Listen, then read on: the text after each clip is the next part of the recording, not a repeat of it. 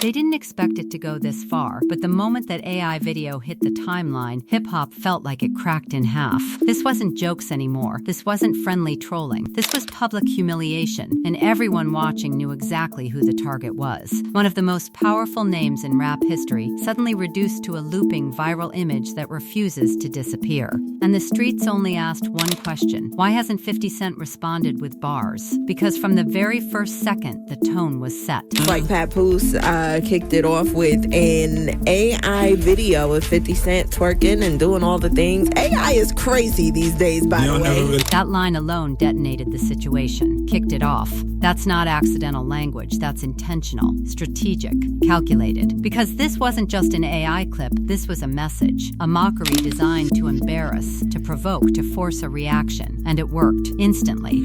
Within minutes, timelines were flooded. Group chats exploded. Fans argued. Critics laughed. Supporters went quiet. Because the image wasn't subtle, it was loud, disrespectful, and impossible to ignore. Yeah, and I saw that video with 50 Cent twerking. No denial, no confusion, no debate about whether it existed. Everyone saw it. Everyone knew what it implied. In hip-hop, image is everything, and this image was designed to strip power, not entertain. The humiliation wasn't accidental. It was weaponized, and suddenly what started as online banter turned into a full-blown confrontation. So, of course, 50 Cent went back and forth with Papoose on the post, and they have been going at it since. It's been very crazy. Back and forth, online, comments, posts, jabs. But notice what wasn't happening. No record dropped, no diss track uploaded, no verse, no response in the language that made him legendary. That silence spoke louder than any meme. Because in this culture, when someone comes at your name, especially publicly, the response is supposed to be bars. And the longer that response doesn't come, the louder the accusations become.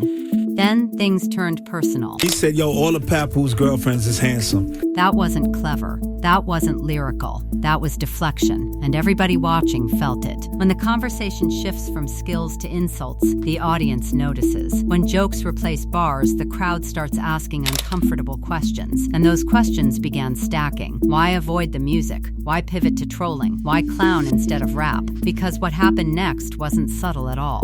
That is what Papoose said. He said, yo, stop deflecting. Let me get to the bars. We talk about rapping. That was the moment the gloves came off. Stop deflecting. That wasn't aimed at the internet, it was aimed directly at 50's credibility, at his legacy, at the mythos built over decades. It was a public dare wrapped in frustration, challenging him to speak the only language that truly matters in hip-hop. Bars, not comments, not memes, not AI, jokes, bars. And suddenly, this wasn't just beef, it was a referendum on relevance. Because in the background, people started whispering what no one wanted to say out loud. Is he avoiding the booth? The tension only grew as others weighed in, pointing out the imbalance. Multiple artists stepping up, multiple voices ready to rap, and yet nothing concrete from the man everyone expected to dominate. Exposing him on the internet is not gonna matter. It's not what it is. I don't see bars, though. I don't see 50 It gotta be bars. If it's not bars, it's not gonna be respected. That's just what it is. That statement cut deeper than any insult, because it framed the entire situation as a credibility crisis. In a genre built on lyrical dominance, respect doesn't come from engagement metrics. It comes from skill. And suddenly, the narrative flipped. This wasn't Papoose chasing attention. This was Papoose standing firm, daring someone to prove they're still built for this. Papoose has been out and about. He's been chatting, and he's ready for anybody who has anything to say to him or his lady. Ready. That word mattered. Because readiness implies confidence, and confidence terrifies people who aren't prepared. He wasn't hiding, he wasn't vague, he wasn't dodging, he was visible, vocal, direct, which only made the final jab sting harder. He even said in his post to 50, if you need a ghostwriter, I got you. That wasn't a joke. That was a public execution of ego.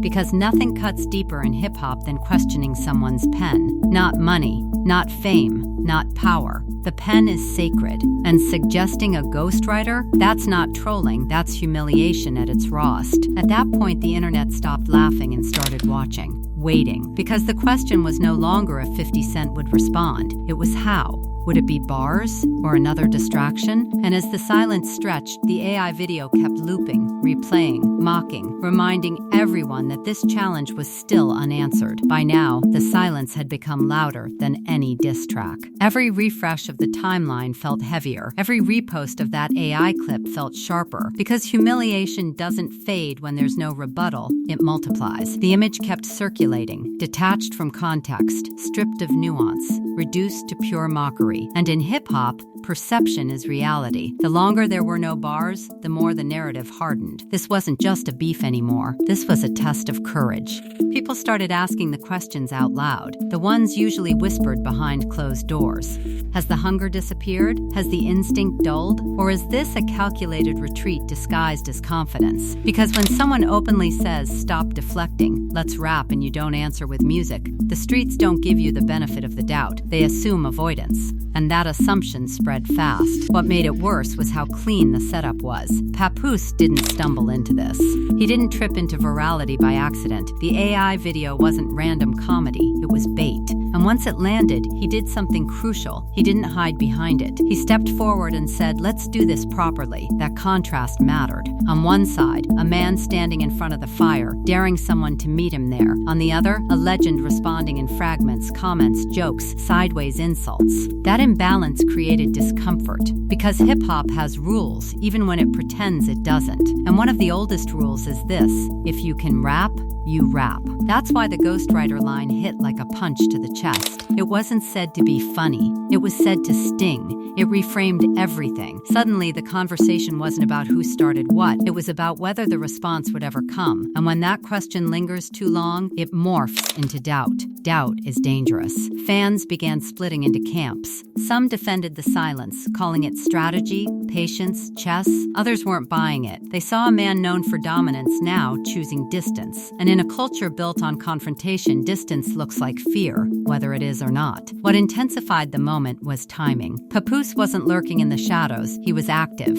visible, promoting, talking, showing his face, making it clear he had nothing to hide and everything to gain. That posture alone flipped the power dynamic. Because confidence isn't loud, it's present. And the longer one side stayed present while the other stayed indirect, the clearer the optics became. This is how reputations crack, not in explosions, but in pauses. Every hour without a verse became another accusation. Every meme reposted became another verdict. And the AI video, that looping digital insult, became symbolic, not just of humiliation, but of replacement. Technology mocking tradition. Memes challenging bars. Clout threatening credibility. That's why this moment cut so deep.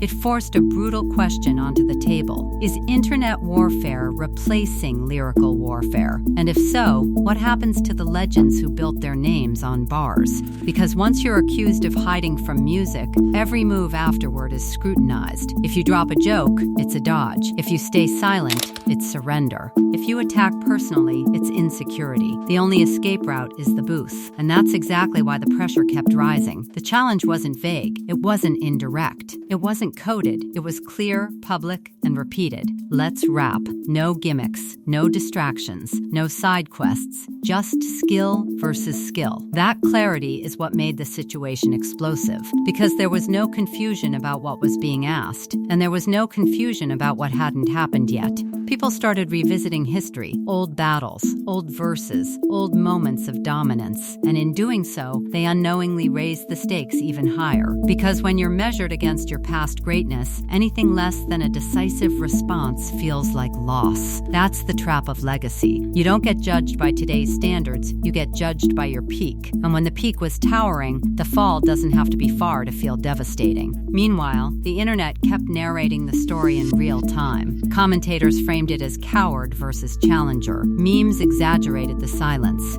Clips replayed the dare. The ghostwriter jab echoed longer than anyone expected. Because it didn't attack success, it attacked authenticity. And authenticity is the one thing money can't buy. At this point, the beef had evolved into something more uncomfortable, a mirror, one reflecting where hip-hop is heading and who's willing to adapt without losing their core. Some argued that engaging would legitimize the provocation. Others countered that refusing to engage rewrites the narrative in someone else's favor. Both sides knew one thing for sure: doing nothing wasn't neutral, it was a choice. And choices in hip-hop are always interpreted. As days passed, the anticipation didn't fade, it thickened. The question stopped being, when will he respond, and became, can he respond without damage? Because once doubt enters the room, even victory feels defensive. That's the real humiliation here. Not the AI video, not the memes, not the jokes. It's being forced into a corner where silence is read as weakness and speech is a risk, and Papoose knew that. That's why the challenge was issued publicly. That's why it was repeated. That's why it was framed around bars and nothing else. Because the goal wasn't laughter, it was leverage, and leverage is powerful. Now the ball sits unmoving at center court. The crowd is restless. The clock is ticking, and every second without a verse tightens the narrative that was never supposed to exist in the first place. A narrative where a legend is being questioned. A narrative where memes outpace music.